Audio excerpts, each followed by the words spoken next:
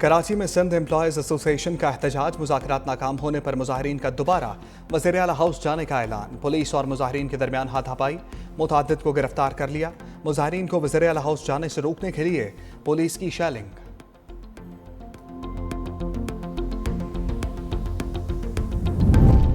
सदर मुमलिकत ने finance bill 2025-26 पर दस्तखत कर दिए।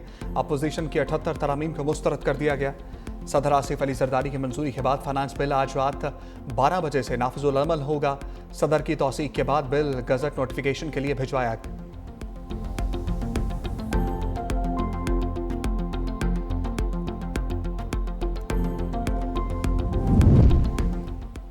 सुप्रीम कोर्ट के मखसूस नशस्तों के फैसले पर अमल दरामद का मामला। इलेक्शन कमीशन ने कल इजलास तलब कर लिया। इजलास में इलेक्शन कमीशन के मेंबरान और कानूनी टीम शरीक होगी।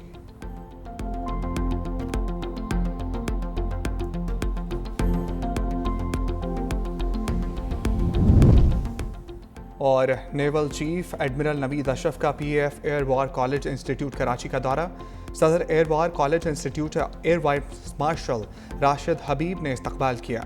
नेवल चीफ का कोर्स के शुरका से खिताब, कहा मशरकी सरहद की हालिया सूरत हाल हम वक्त चौकन्ना रहने की मुतकाजी है। पाक फ़िज़ाइया के साथ मुश्तरका ऑपरेशंस और मशकों में इजाफा किया जा रहा है। पंजाब हुकूमत का अपोजिशन की सफ़ों पर बड़ा वार। अपोजिशन के 4 अरकान की कायमा कमेटियों की चेयरमैनशिप से छुट्टी, ओहदों से हटाने के लिए नोटिस जारी।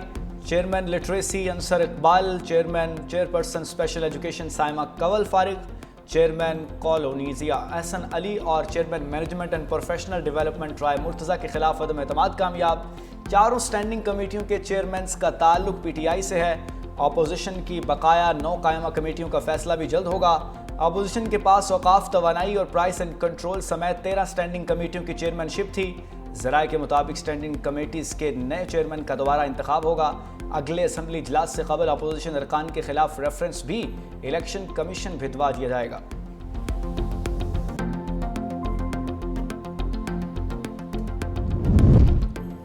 स्पीकर जानिबदार हो चुके मगर खुद को जमहूरियत का चैंपियन कहते हैं। ऑपोजिशन लीडर मलिक अहमद खान बच्चर हुकूमत पर भड़क उठे। मीडिया से गुफ्तगू में कहा, इस ऐवान में एक खानदान की उजारादारी कायम की जा रही है। हमारे अरकान को पहले मुअत्तल फिर जुर्माना किया, अब तहरीक अदम एतमाद लाकर चेयरमैनशिप से हटाया जा रहा है। हम इस जुल्म पर खामोश होकर नहीं बैठ सकते। हम हर फोरम पर एहतजाज जारी रखेंगे। स्पीकर के हर इकदाम को अदालत में चैलेंज करेंगे। आपको कहा जाता है ये ऐवान मोअज़्ज़ज़ है। ये ऐवान मोअज़्ज़ज़ कैसे है? इसकी तकरीम होगी, इसका तकद्दुस होगा। क्या कोई ऐसी जगह जहां पर गालियां दी जाती हैं वो मुअज़्ज़ज़ हो सकता है? क्या कोई शख्स जो किसी को गाली दे वो मुअज़्ज़ज़ हो सकता है?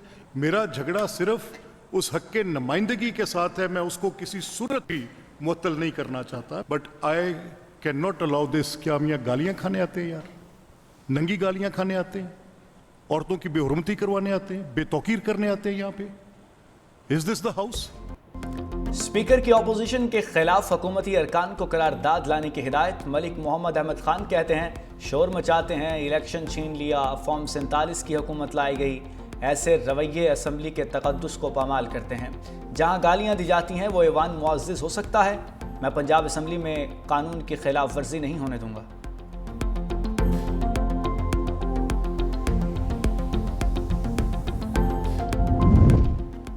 ईरानी फौज के सरबराह मेजर जनरल अब्दुर्रहमान मौसवी का army chief field marshal Asim Munir से टेलीफोनिक रब्ता। इसराइल के साथ 12 रोज़ जंग में ईरान की हिमायत पर शुक्रिया अदा किया। कहा, पाकिस्तान की उसूली और जुर्रतमंदाना हिमायत ने ईरान के मौक़िफ़ को तक़वियत और ख़ित्ते में यकजहती का पैगाम दिया। पाकिस्तान में ईरान के सफ़ीर डॉक्टर रज़ा अमीरी का भी इज़हार तशक्कुर। मोदी सरकार के किरदार पर सवालात उठा दिए। डॉक्टर रज़ा अमीरी ने कहा, पाकिस्तान की हुकूमत, अवाम और मीडिया ने हमें हर जगह सपोर्ट किया, लेकिन भारत ने हमारी हिमायत नहीं की। OIC और अरब लीग की कारकर्दगी गुज़श्ता अदवार की निस्बत बेहतर रही। पाकिस्तान और ईरान का फ़ज़ाई राब्ता भी बहाल। मशहद से पहली परवाज़ कराची पहुँच गई।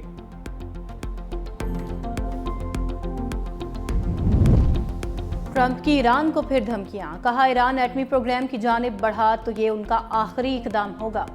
ईरान पुरअमन रास्ते पर चलेगा तो पाबंदियां हटा देंगे। ईरान जौहरी ताकत हासिल करने के करीब था। ईरान को पता भी नहीं था हम कब और कैसे हमला करेंगे। खामेनेई इंसानी हकूक से ज़्यादा एटमी प्रोग्राम को तरजीह देते हैं। टैरिफ का मुकाबला टैरिफ से ही करेंगे। अमीर लोगों का ग्रुप टिकटॉक खरीदना चाहता है। 2 हफ्तों में बताऊंगा टिकटॉक खरीदने वाले कौन हैं।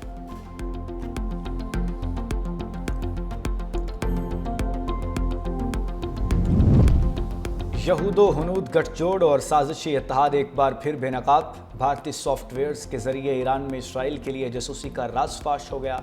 ज़रा ने इंकशाफ किया है कि ईरान के अहम इदारे इसराइली जासूसी के शिकंजे में हैं। भारतीय सॉफ्टवेयर के जरिए फौजी निज़ाम में दखल अंदाजी की गई। इसराइल ने भारतीय सॉफ्टवेयर्स के जरिए ईरान के जौहरी साइंसदानों की हसास मालूमात तक रिसाई हासिल की।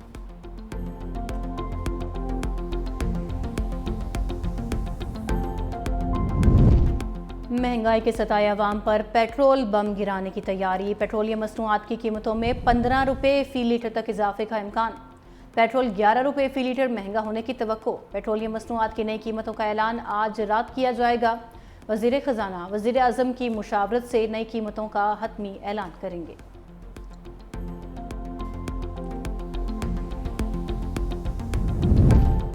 कराची में सरकारी मुलाजमीन और पुलिस में झड़प। सिंध एम्प्लॉयज़ एसोसिएशन का तनख्वाहों में इजाफे के लिए एहतजाज। रुकावटें हटाकर CM हाउस की जानिब मार्च। पुलिस की मुजाहिरीन को रोकने की कोशिशें। मुजाहिरीन की इंतज़ामिया के साथ मुज़ाकरात नाकाम। एहतजाजी शुरका का CM हाउस की जानिब मार्च जारी।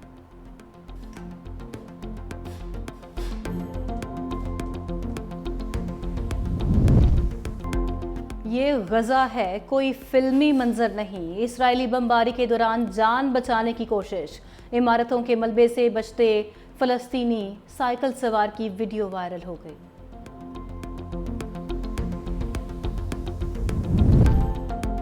इसराइली आबादकारों को ढील सेहूनी फौज के गले पड़ गई। मकबूजा मगरबी किनारे आबादकारों ने इसराइली फौज की तनसीबात को आग लगा दी।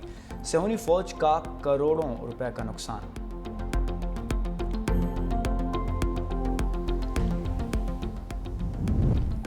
भारतीय रियासत तेलंगाना की केमिकल फैक्ट्री में धमाका। 10 अफराद हलाक, 26 जख्मी।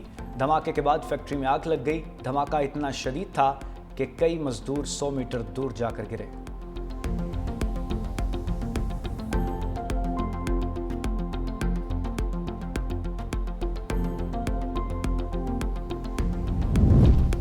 अजहर महमूद रेड बॉल के कायम मकाम हेड कोच मुकर्रर। अजहर महमूद मौजूदा मुआहदे के इख्तिताम तक ओहदे पर काम करेंगे।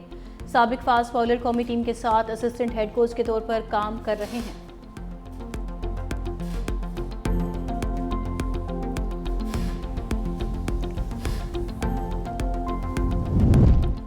और केशव महाराज 200 टेस्ट विकेटें लेने वाले जनूबी अफ्रीका के पहले स्पिनर बन गए।